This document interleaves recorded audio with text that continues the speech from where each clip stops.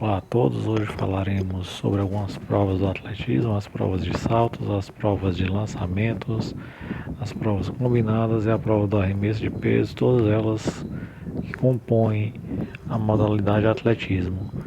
Em início, iremos falar das provas de saltos, que são 4. A prova do salto em distância, salto triplo, prova do salto com vara e a prova do salto em altura.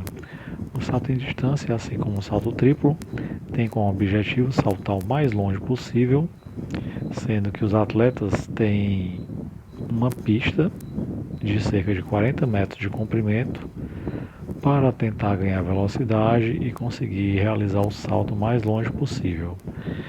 Sendo que todas as vezes que for realizar o salto, eles podem utilizar a tábua de impulsão, que tem mais ou menos 20 centímetros de largura e serve para ajudar a medir o início do salto, já que o corredor ele pode utilizar os 40 metros para ganhar velocidade, pode utilizar a tábua de impulsão no momento do pulo, do salto, mas não pode ultrapassar uma marca, geralmente uma massa que fica em cima da tábua, que determina o limite que o atleta pode ou não utilizar em cima da tábua. Caso o atleta pise na tábua e pise no local onde tem essa massinha, vai acusar, vai deixar a marca lá na tábua e o salto será invalidado, certo? O atleta queimará o salto. Então, qualquer atleta pode utilizar a tábua de punção, mas até um certo limite. Passou desse limite, vai acusar lá e ele vai acabar queimando o salto. Já no salto triplo, a única coisa que difere em relação ao salto de distância é que são 3 saltos, sendo que o primeiro e o segundo salto, obrigatoriamente, pela regra, tem que ser dados com o mesmo pé ou com a mesma perna. Se você saltar o primeiro com a perna esquerda, o segundo salto também deverá ser com a perna esquerda e o terceiro salto obrigatoriamente terá que ser com a perna contrária. Aí sim, depois caindo na caixa de areia. Então no salto triplo, igual ao salto em distância, como eu já falei, logicamente, quem saltar o mais longe vai vencer a prova, mas tem essa regrinha específica. Os 2 primeiros saltos com a mesma perna de impulsão, obrigatoriamente, e o terceiro salto, que vai ser o que vai finalizar o movimento, tem que ser com a perna contrária dos 2 primeiros saltos. Além do salto em distância e do salto triplo, nós temos também o salto em altura, que o objetivo é saltar a maior altura possível, transpondo o sarrafo, que é essa barra horizontal, barra deitada, que vocês veem na imagem, certo? Sendo que o atleta pode tocar nesse sarrafo, nessa barra, mas não pode derrubar. E pela regra, obrigatoriamente, ele deve passar primeiro a cabeça por cima do sarrafo. Antigamente, os saltos eram realizados, os atletas pulavam de frente e passavam uma das pernas primeiro. Hoje em dia, não. É obrigatoriamente, é obrigado, né, no caso, passar primeiro a cabeça sobre o sarrafo. E por fim das provas de salto, nós temos salto com vara, que os atletas utilizam a vara, né, para transpor o sarrafo. Geralmente a barra, a vara tem mais ou menos 4,5 metros de comprimento, certo? E é feito de um material flexível. E os atletas, assim como no salto em altura, eles podem bater no sarrafo, mas não podem derrubar. Caso isso aconteça, o salto será considerado invalidado ou queimado. E vai vencer o atleta ou a atleta que conseguir a maior altura possível. Lembrando que em todas essas 4 provas, os atletas nas competições geralmente têm 3 tentativas para se classificar. Após essas 3 tentativas, os 12 melhores atletas são classificados para a final. E na final, eles têm 6 tentativas, sendo que as 3 primeiras também servem para qualificar, e da 4ª tentativa até a 6ª tentativa só ficam os 8 primeiros. Então, repetindo, existem as provas de classificação, onde os atletas têm 3 tentativas, né? São as eliminatórias. Aí eles tentam se classificar para a final, tentam ficar entre os 12 melhores. Aí na final são feitas 6 tentativas, sendo que nas 3 primeiras tentativas os atletas têm que ficar entre os 8 primeiros colocados, para aí sim ter direito a mais 3 tentativas, que é a 4ª, a 5ª e a 6ª tentativa. Isso na final. Logicamente, para as competições que é já direto à final, todos os atletas têm 6 tentativas. E segue a mesma regra. 3 tentativas para classificar entre os 8, e as últimas 3 tentativas, somente os 8 melhores é que vão realizar. Além dessas provas de saltos, nós temos a prova de arremesso e as provas de lançamentos. A prova de arremesso, está errado aí na imagem, é só um, né? Então não deveria estar no plural. Arremesso é apenas o arremesso de peso, que consiste em lançar na maior distância possível uma esfera, né? Tipo uma bolinha de ferro, que pesa 4 kg para as mulheres e 7,26 kg para os homens.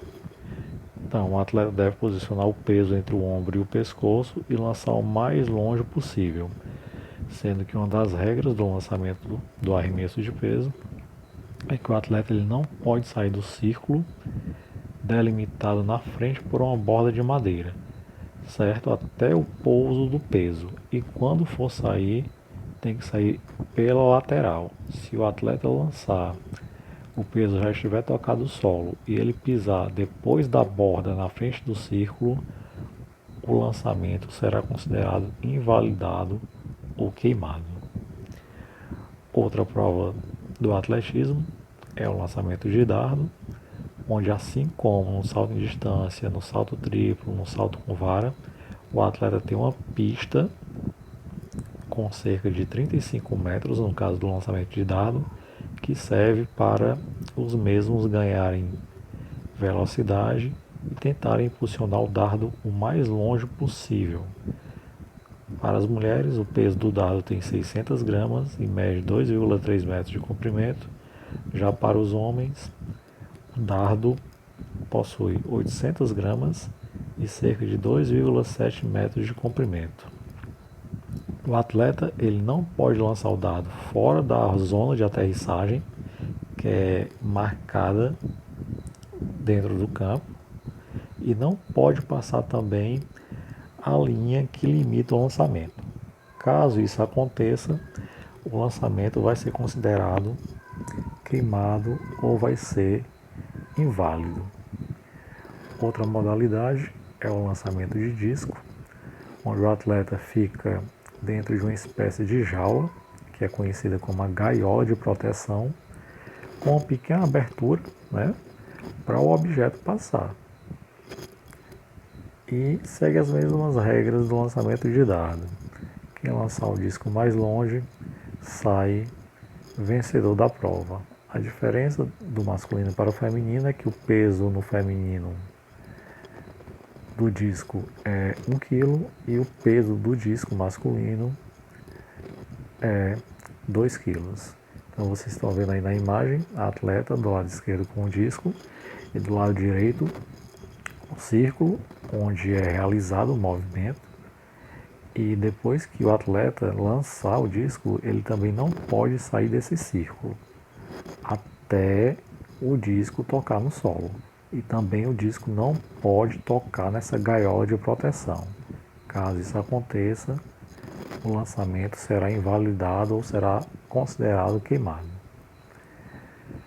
Outra prova, né, do atletismo é o lançamento de martelo. Vocês veem na imagem um martelo que é formado por 3 elementos: a bola, o arame, que é o cabo, e a alça, que é onde os atletas seguram o objeto para realizar o movimento. Sendo que o martelo para os homens pesam 7,2 kg e para as mulheres cerca de 4 kg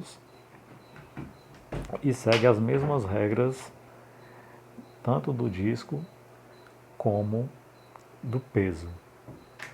O atleta não pode sair de dentro do círculo e o martelo não pode tocar na gaiola de proteção, já que se isso acontecer, o lançamento será considerado queimado. Lembrando mais uma vez, né, que em todas as provas os atletas têm 3 tentativas iniciais para tentar classificar e as últimas 3 tentativas vão ser realizadas somente pelos 8 melhores. Isso, logicamente, quando as provas já são em finais. Se forem provas eliminatórias, primeiro é feito 3 tentativas para os atletas tentarem classificar para a final e ficarem entre os 12 primeiros, vencendo, logicamente, quem lançar os objetos o mais longe possível. E por fim, nós temos as provas combinadas, que são duas, o decathlon e o heptathlon. O decathlon é uma competição exclusivamente masculina, composta por 10 provas. Corrida de 100 metros, salto em distância, salto em altura, lançamento de peso, etc., como vocês estão vendo na imagem. E o heptathlon é uma prova exclusivamente feminina, composta por 7 provas, certo? E todas essas provas, os atletas competem para conseguir seus melhores resultados e para somar pontos. No decathlon, que é o masculino, a prova masculina, ao final das 10 provas, quem conseguir a maior pontuação na soma das 10 provas se sagra campeão ou vencedor. E no heptathlon, que é a prova feminina, 7 provas, ao final das 7 provas, na soma geral da pontuação, prova por prova, a atleta que conseguir a maior pontuação será a vencedora. Lembrando que, tanto no decathlon como no heptathlon, todos os atletas têm que pontuar em alguma das provas.